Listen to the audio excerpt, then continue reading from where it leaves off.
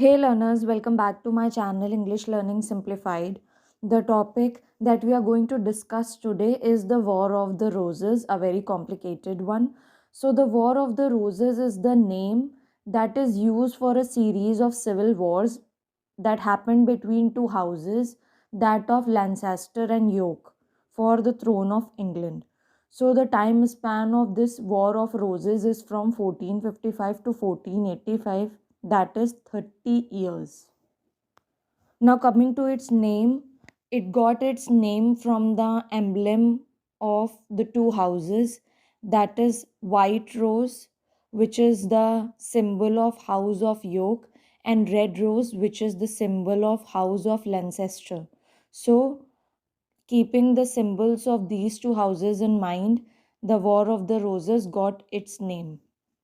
Now, both the houses, being the successors of Edward III, they tried to, claim the throne of England, and the War of Roses is all about the, power quest that happened between these two houses.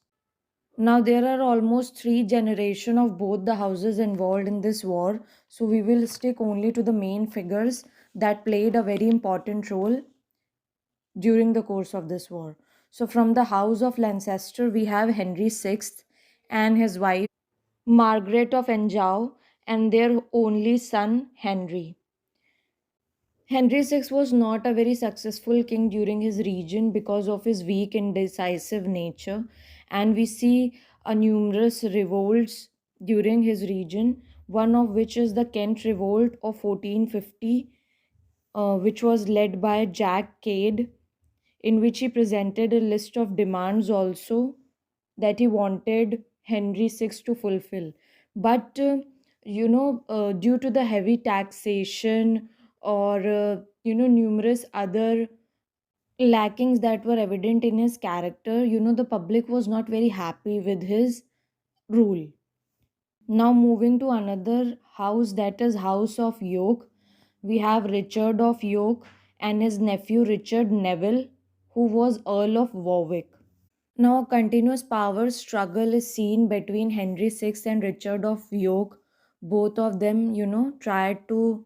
In the case of Richard York, he tried to capture the throne, and in case of Henry VI, he tried maintaining his kingdom, but was not able to do so because Richard of York also had the support of Richard Neville, who was Earl of Warwick and his nephew, and both of them they somehow managed to take the throne from Henry VI. But Henry VI's wife, that is Margaret of Anjou, she played a very important role because every time her husband was about to lose his kingdom, she somehow manages to maintain the kingdom of her husband. Now, Richard of York also has a son, which is Edward IV, who is also known as Earl of March. Now, he also comes into the frame. He tries taking throne from Henry VI, and there was this continuous struggle. Edward IV somehow dies, and comes Edward V into the frame, and he was made the king. And then we have Richard III, who is a different character from Richard of York. He was the brother of Edward IV, and he comes into the role of Lord Protector for his nephew Edward V.